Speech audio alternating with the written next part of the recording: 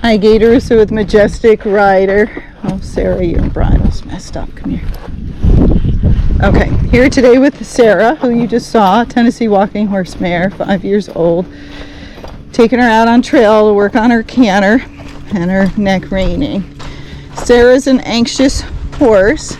She gets attached to the other horses, so we worked on that a little bit, but that's going to be a lifetime thing. Every horse is different.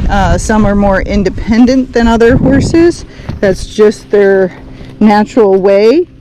And some are very dependent on other horses to feel safe. They'll do anything with another horse, but you take them alone and they get a little cuckoo. So we're taking Sara out by herself.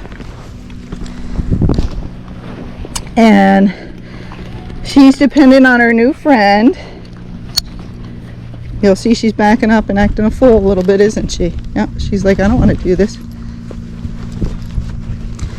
And let's take her around the arena first, make sure she's going to be okay. She's being a little goofy.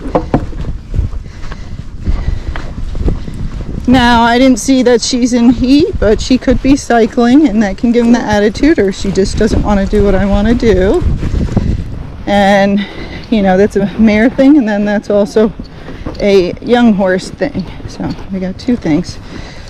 So the hard part is you get one of these anxious horses, they want to be with other horses, and they can be great, but they should learn how to be dependent on you and not their friends. How do you do that? You got to take them out by yourself. Now, you might not be able to ride them out there. If you've done your groundwork and your horse is respectful, you'll be able to hand walk them out there, and you can do that instead. So what I'm going to do is take her out, and then when we come back, I'm going to work her around her friend a little bit. Now, she's here for a short period of time, so am I going to cure it? Nope. Takes a long time to fix those things. So the owners are going to have to keep that up when they go back home. She might keep getting attached to the horses she's next to. If they could keep changing horses around when she gets attached, that'd help. Keep turning her out by herself and taking her places by herself if possible, so she becomes braver. Now, she may never be the bravest horse by herself, but at least she won't be as dependent on the other horses for that security. She's got to learn to depend on us for security and to listen to us, because that's how good horses go bad. They don't start out bad, but they get away with things, and then you let them keep doing those things, and slowly over time it gets worse and worse. So we got to show Sara that, hey, the best thing to do is just do what we're asking, and it makes life easier, or we can do what you want to do and we'll make life harder for you. Okay? So mares can be more reactive, they can be more sensitive, that's in their nature. And then when their hormones get going, so again, they don't have to be in heat, they could just be cycling, that can make them more agitated, right? Think of all our girlfriends and how pissy they get, and you're like, what's wrong with her today? Hormones make us crazy. Let's just admit it. Sooner we admit that, the easier it is to deal with things. So hormones can make you crazy, so they could make her crazy. Now, with mares, you can put them on Mare Magic. You could try any calming supplements to see if that helps with the anxiousness, or you can just give it time and see if they get better. Sometimes those magnesium supplements will help. I'll try and post some supplements at the bottom of, or on the information on this video too. That can help. So she's forward today. She did have the weekend off, and hopefully that'll help us to get the canter. And but forward's not always bad. At least she's moving out, and last time she went out here quite well. We'll see if she does today. It's that turn at the end of this that gets them, that makes them want to go back, especially if she sees her friend as I'm turning away. So what I'm going to do ahead of time is the turn I want to take is to the right. The turn she may decide she wants to take is to the left. So I just switched my stick to the left hand to help me. Okay, now she might be fine again because we're still by all the other horses until I take this turn. So even though they went out once by themselves, doesn't mean they're going to go out twice by themselves or 10 times by themselves. They might change their mind. And if she thinks she's smarter than me, she just might try it. Okay? So when horses are anxious, you got to work with them. She's pretty good in the arena, but the last couple of gays, she's just been a little bit Oh, she just looked at her friend while I was talking to you. I was letting her go to the bathroom, and she's like, oh, there's my friend. So they can get in these moods. We got to work through it. It's not perfect. Okay, the horse might have been perfect for 2 months, and then this stuff starts coming up. It's just a journey with your horse. We got to work through it and figure it out. Okay. So this is the turn. She's looking left. I'm like, you should go, Sara. But see, I'm prepared. I have my stick. I have my spurs in case she didn't want to go. Okay. Okay. So she's moving out. Let's see if we can get a canter out of her. Nope, so she didn't get it there. Canter. Now she's not paying attention, so she half cantered, but that was better than the first try, so let's try it again. Canter. Go, Sara, go. Now she's being erratic. She got it, but she came out of it. Let's try it again. We passed the scarecrow. Canter.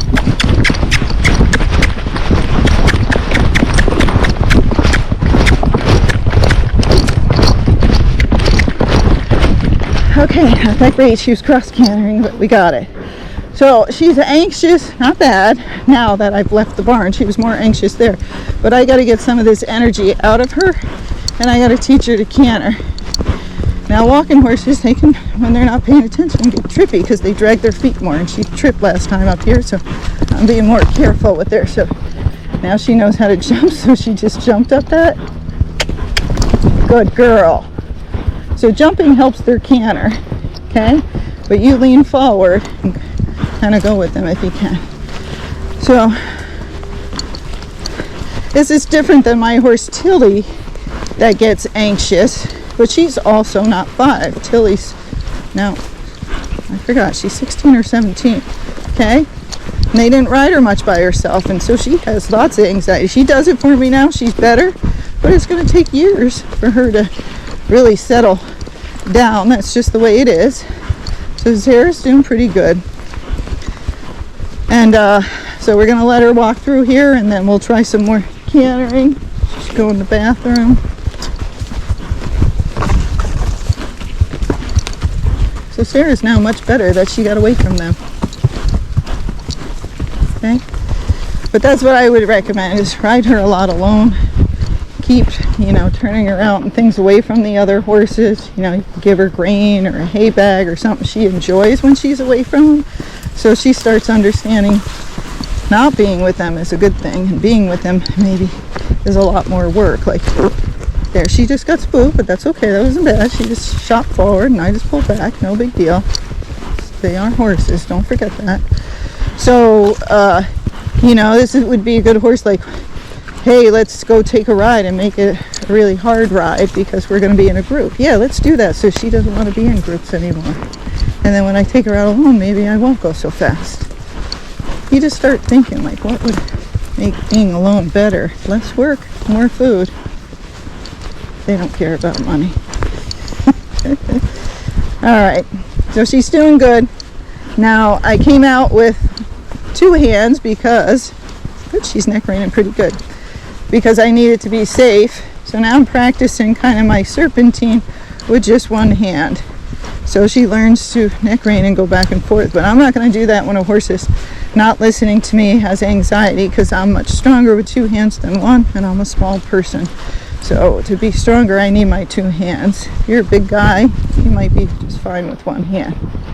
Okay? And that's also the difference with bit people, some people don't understand because they're strong and they can ride the horse in the snaffle, but if you're 80 years old and you have arthritis in your hand, guess what? You're not going to be able to pull very hard if that horse does anything. So that's why I'm always telling my older clients to use shanks and other things. Okay? And then people sometimes think it's mean, and I go, no, to be mean, if that person got hurt, they're not even going to pull as hard as you're pulling on the snaffle because they're not strong. So that shank just helps them. But that's my opinion. Anyhow, I'm always putting that in, aren't I? So she's doing good. Let's try a stop. Ooh, good girl. Let's try back up with 1 hand. Good girl. So, oh, that's much better. No, let's not turn around, Sarah. She's like, how about let's go home? No. All right, so up here I'm going to go back to trying to canter again. And I'm going to go back to 2 hands because I'll be able to help her more. So anytime I go to cantering, for now, I'm going to use 2 hands. But the first time I took her out to practice cantering here, that first hill that I just cantered up, that was a little messy, we couldn't get a canter at all. So you have to realize that's her being better. She tried. Because some people are expecting the horse just to canter very nicely up the hill. They have to learn, so it takes time. So if she gets any canter steps, even if she's cross cantering and it's kind of junky, you know, if they come out of the canter, I just try to get it again.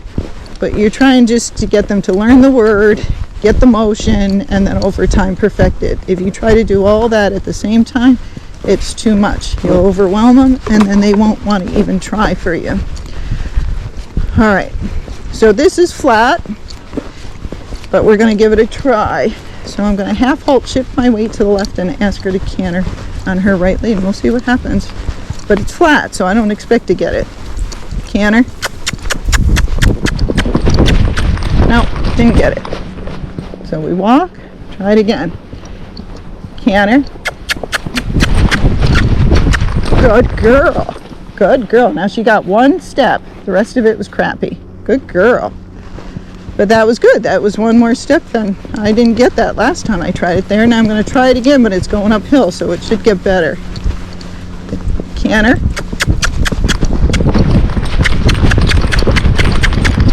No, she didn't get it, so let's try it again. Canter.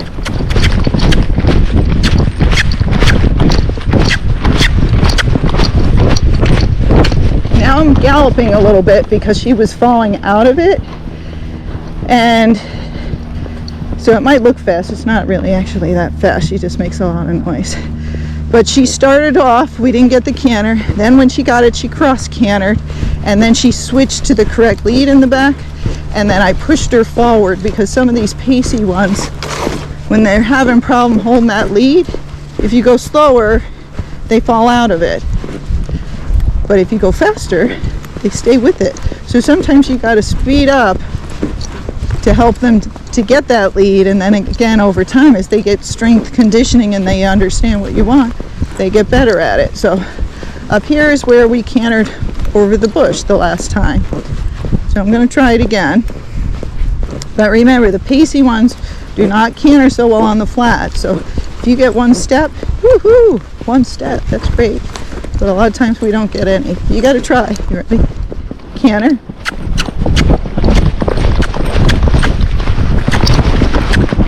Yay, Sara.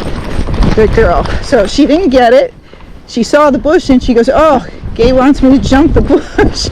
And she did. She jumped. She leaped through the air and she got the canter. So see, she's understanding. And when the owners watch this video, just know, don't aim at a bush or she's going to jump over it if you're going fast. But I'm using that like it's a pole to get her into that leaping motion. So now we go down the hill and then we go up a hill. And this is the sandy hill, so they struggle to get up it a little bit. Okay. When you got these pacey horses, you're trying to get the canter. You know, you don't want to scare them. I always half halt, shift my weight, ask them, and then tap with the stick. So we're not trying to scare the heck out of them because then they're really going to scramble. But you're trying to get the canter as you're starting to go up the hill because it's much easier. The flat part right before it, like right here, doesn't work out that well. So here we go. Canter.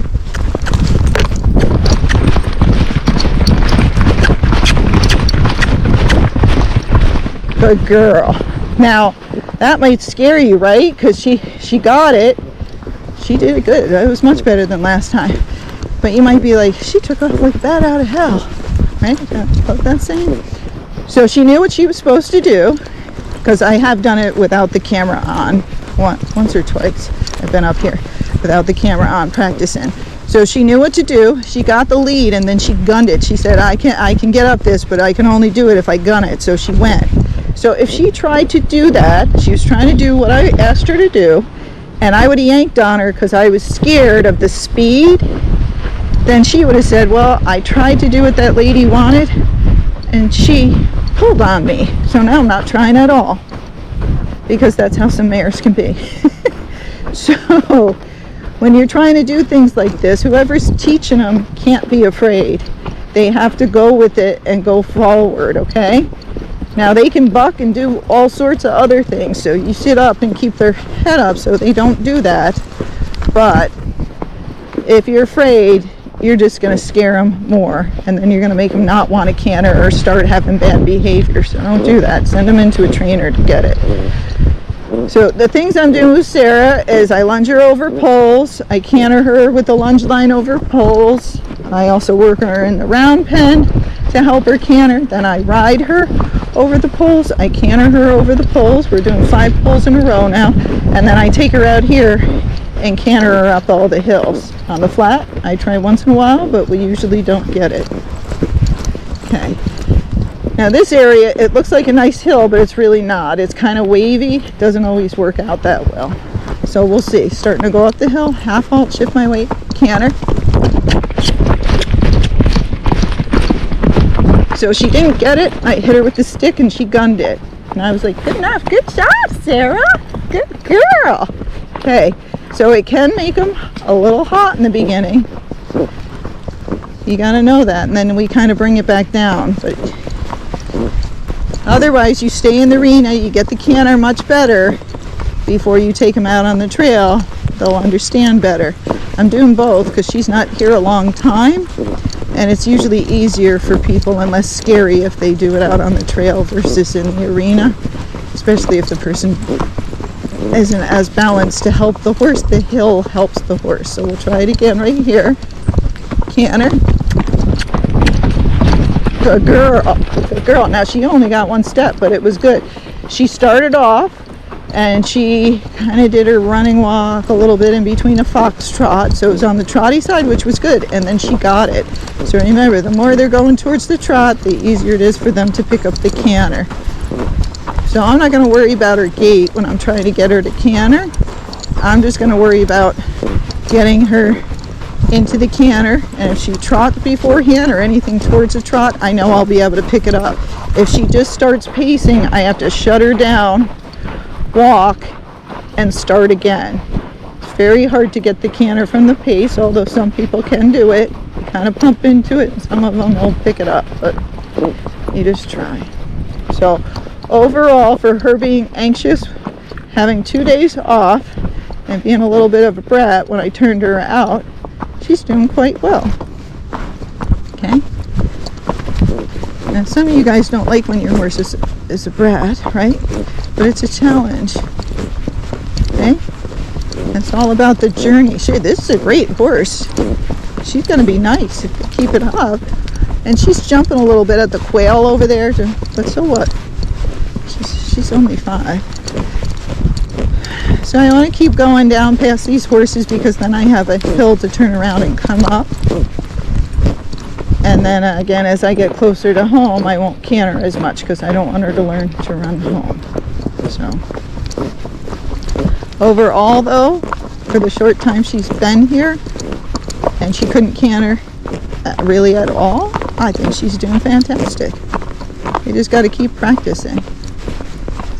So again, the trotty horses have an easier time cantering on the flat. So if you're riding in groups, those people are going to want to canter on the flat. That's where you do your running walk or you do your saddle gait. Foxtrot usually won't keep up with those horses cantering.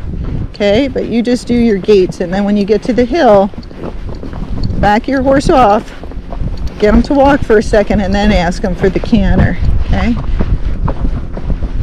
and that's when you can blow by all your friends. So it's hard because you don't know a lot of that stuff in the beginning between the trotty and the pacey horses. Okay, and that's why, if you can, it's always best, if you like to canter, that you buy a horse that already canters. If you want to canter in the arena, make sure you bought a horse that canters in the arena. She's trying to go over to these friends, and they're like, would save you, but Gay's gonna keep going. So if you get one that canters already, it's well worth the money if you like to canter. And make sure, you know, if you can try that horse, you try it. Make sure it's a canter you like and it's decent, because a lot of these people selling them are selling horses that are cross canter or half cantering, or it's not very good. And they just go, yeah, it canters. Oh yeah, it's got a great canter. Don't believe it unless you see it. So she's on alert today, but she's not being a goon.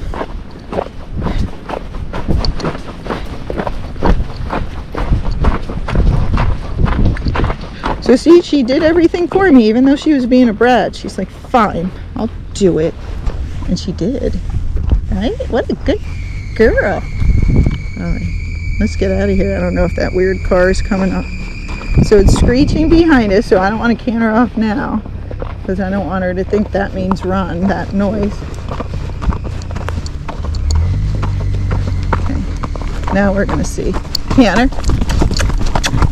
Now, what's she doing? She's gaiting. Canter. Now these horses are galloping up there, so now I think they got where they're going, so we'll try it again. Canter. There we go. She's cross cantering. She swapped her lead. This horse is very talented. So she started off with the cross canter, and when you saw her head fly up in the air, she kind of jumped up and she swapped her lead in the back to the correct one. So she's understanding. And you don't want to think that's a buck. She was trying to do the right thing, so I don't want to punish her for swapping to the correct lead. Okay? Good girl.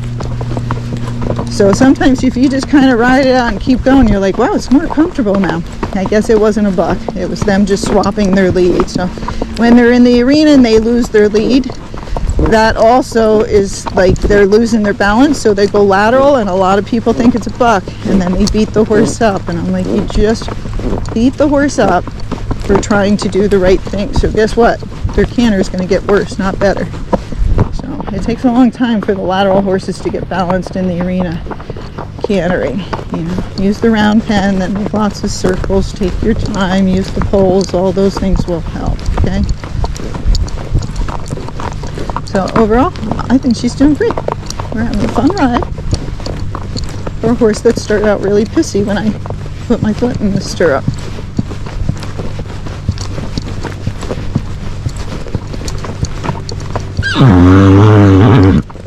Nobody's here. So that's just her seeing if any friends or the horses behind her are going to help her out. They're like, no, you're on your own, lady. Now we're going towards home. I have to decide, do I want to try a canter step here? Well, she feels a little anxious to me. She's trying to speed up, so I'm not going to. Okay? Because we're heading home, and although I'm using the hills to help me to canter, I don't want her getting barn sour running home. So I'm just going to ask her to canter when maybe it's a little bigger hill and she feels a little calmer, or I might not ask her at all as we go home. So we're going to practice a little leg yielding. So I'm just trying to do all the arena work out on the trail. Okay. So you want to keep making all that stuff better, not worse. So you got to practice it. They don't practice it in their stall. So gait-wise, she came in with a flat walk and a running walk. She now has a flat walk, a running walk, a fox trot. And some of the time as we're trying to canter, she is doing a little bit of a saddle gait too, but I'm trying not to put too much on them too fast that they then start confusing all their gaits together. Okay, this time I'm going to let her go. Canter. She finally got it right at the end. That's how Tilly started too. So in the beginning she kind of just was step pacing, going towards her pace, and then she kind of got her back end underneath her halfway up the hill and got some good steps. And if I can, before she goes home, which is soon, just a couple more weeks, I'll try to get another video for cantering in the arena so you see how far we got. Okay. The hardest part of teaching a gaited horse to canter, especially when it's pacey or lateral, is just starting it. After you get it started and the horse has the idea of what to do, it becomes much easier. Now she's drifting a little left, so we'll check her back even more once we get home and make sure something's not pinching her, because that can be it too. I had to use a rubber pad on her. It doesn't have a ton of cushion because my saddle kept sliding around. So this is her foxtrot.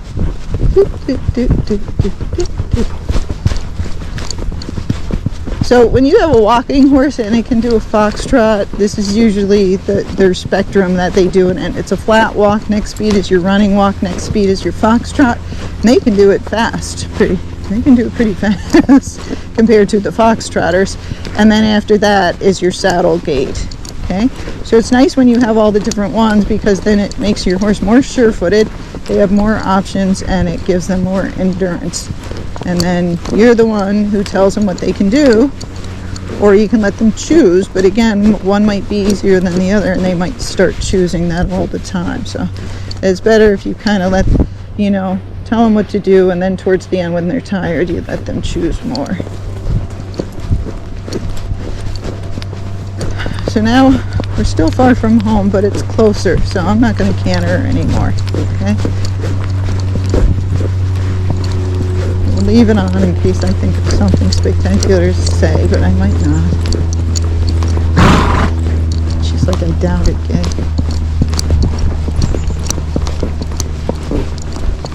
So when I get to this next hill, because I've cantered a fair amount of the hills, she's going to try to canter it. All I'm going to do is slide the bit and tell her no.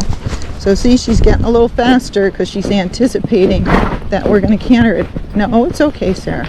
Good girl. Walk. Walk. So I'm not going to punish her. I'm just sliding the bit. Walk and breathing. Good girl.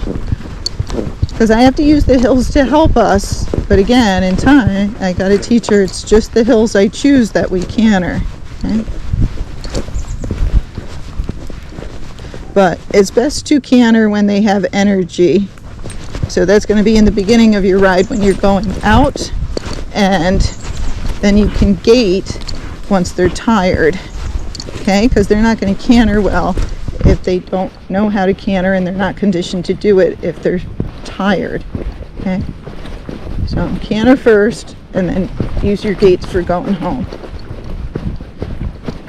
Alright, okay, so I'm going to do a little saddle gaiting since we're not cantering.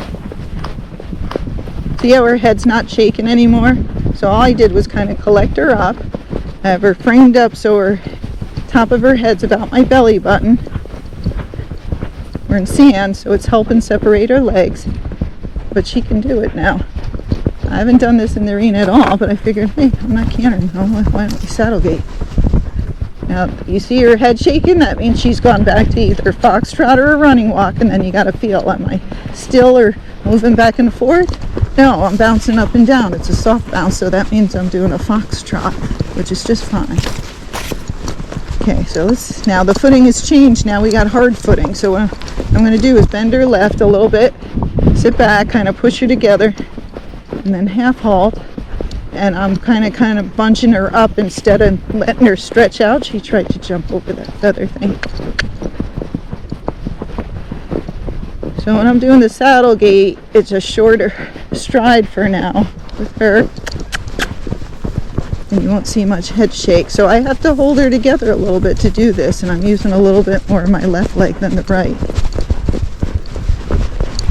Now she started to get a little trotty there, so I'm like, well, that's good. She's like, holy moly, I'm tired. I'm so tired again. Okay. Now, can you keep going? Or so if she gets too tired, I'll just get off and walk. I don't mind at all. But since she stopped, and again, she's a young horse, it takes time to condition, and she's growing. I don't want to overdo it too much. So we do some here and there, but it's not very long.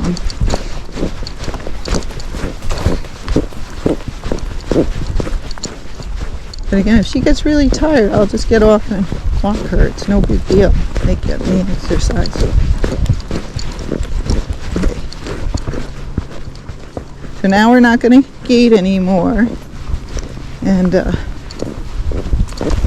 Once we get to the top of the hill, I'll get off and walk her, and then I'll get back on at home and then ride her around her friend. So I'm walking down the hill with Sara.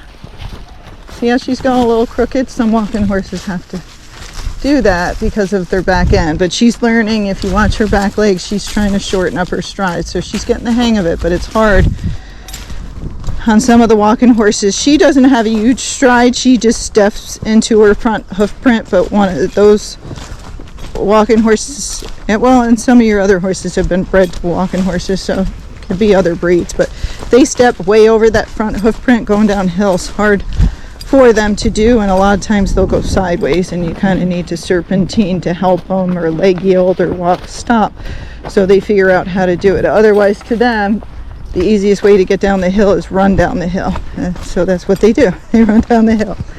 So it's hard, and I tell people, if you're riding really, really steep terrain, you can still get a walking horse. Just get one with a shorter stride. Don't get one with that big over stride, because it's hard on them. All right, I was going to tell you, if you look at Sara, you'll see she's all wet, right? She's all sweaty, but that's because we were practicing. So the whole time I was talking to you, the slowest I went was a flat walk. The fastest I went was a saddle gait, and I cantered her, okay? Because I'm working on these things. So when you're changing gaits and you're changing speed, those are called transitions.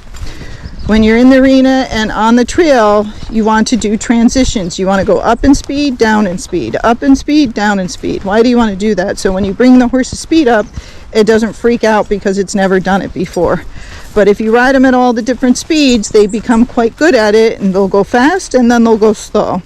If you just ride fast all the time, they won't be good. They'll get a little crazy. If you just ride slow all the time, those aren't so good either, because they're storing up their energy. And a lot of those slow horses, and I see this with a lot of Rockies, because people just want to walk slow on them, but they get the young ones, they blow up. They go from Mr. Quiet to Mr. Cuckoo and launch people through the air very quickly, because they're talented and they're built like regular horses. Foxtrotters too. Now, Rockies and Foxtrotters are great. I am not saying anything bad about them. They are great. It's just people get them and they want to go real slow. And you get these young horses that have energy, or older ones that have energy, and you never let them release that energy. It's good if you can to try to ride faster sometimes, do some transitions, do some cantering, but wear the horse out ahead of time so it's not a goofball out there. Some of those horses act so quiet that you will stop lunging and round pending them, and you'll think they're just fine. It's 4 years old. It's not just fine. It's got that energy stored up, and it just might do something. It might not. It might not do anything for 3 years, and then it does something. You just never know. So you're trying to keep yourself safe, because once you fall off of one of these guys and you get really hurt, it's very hard to get back on and continue to go horseback riding, okay? You got to be really motivated. A lot of people aren't, so why not just avoid getting hurt? So if you want to walk all the time, run that horse around, even if it's in pasture. Let it canter, let it use its muscles and skills. Sara keeps getting ahead of me. And get that energy out, okay? So that way, if something happens out there, your horse spooks or everybody takes off, your horse doesn't go leaping through the air and try to kill you. If you want to walk really slow, or you're a very nervous rider, then really round pen that horse. You might have to do it a half hour to 45 minutes. And you might feel bad. And who wouldn't?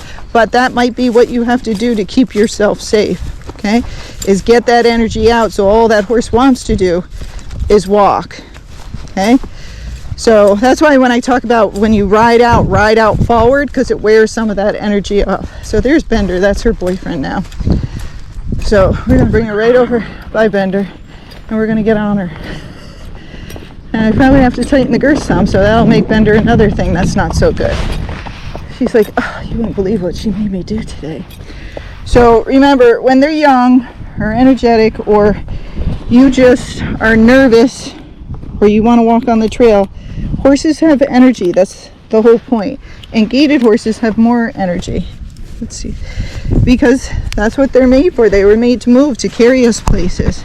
And those people, when we didn't have cars, they don't want to take all day to get there. They wanted to get there fast so they could do whatever. See, you know, get their job done if they're a doctor and visiting people. So I gotta hook up. Sarah's like, I'm leaving. So we gotta practice our side pass. So bender's a good place to do it, Sarah. Now she might have a hissy fit because I did all that work, see?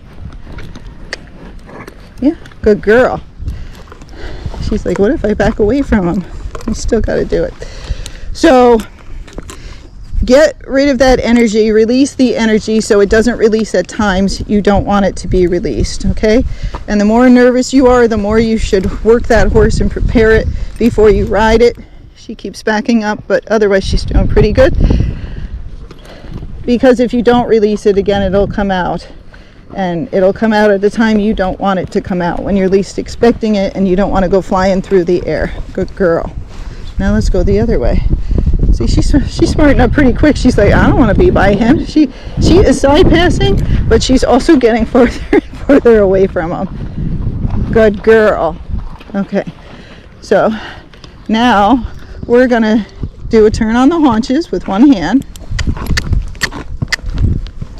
and I'm using my stick to kind of help me. Good girl. She's figuring it out. We haven't done this before. I just figured, what the heck, what would make Bender not be such a fun place to be? The turn on the haunches. So she's backing and I'm tapping and pushing her, and she can do this in the arena with two hands but hasn't done it with one hand. Good girl. Okay, now let's try it the other way, because this is just going to make her neck rein much better. So I'm just holding the stick, if you see it, kind of towards her head, just to guide her to keep turning, and it's my leg that's doing the work at the bottom. Good girl. Okay, now let's get away from Bender. So I think we've got most of the stuff they asked me to teach her. They just got to keep finishing it. And she's like, where are we going, Gaye? I'm like, oh, we got to go back to the arena because I'm going to practice opening and closing gates. Remember, when you come back home, give them jobs to do. The more miserable it is, the less they want to come home. Okay, so we're going to go through the gate and shut it. But the whole thing is, disperse your horse's energy so they don't have the energy when you don't want it.